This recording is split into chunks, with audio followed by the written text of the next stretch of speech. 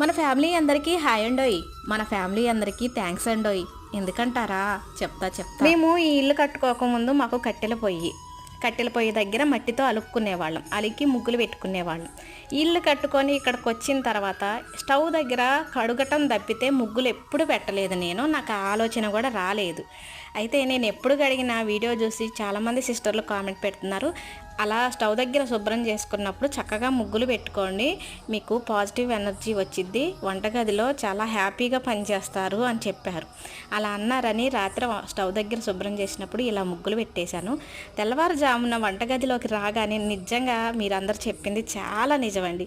నాకు ఇలా వంటగదిలోకి వచ్చి ఈ ముగ్గుల్ని చూసేసరికి ఏదో పండగ వాతావరణం లాగా అనిపించింది. చాలా అంటే ఆనందంగా అనిపించింది. చూడటానికి కూడా బాగుంది. లక్ష్మీ కళ అంటే ఇదేనా అనిపించింది. మరి నాకు తెలియని విషయం చెప్పిన మీ అందరికీ థ్యాంక్స్ చెప్పుకోవాలి కదా, అందుకే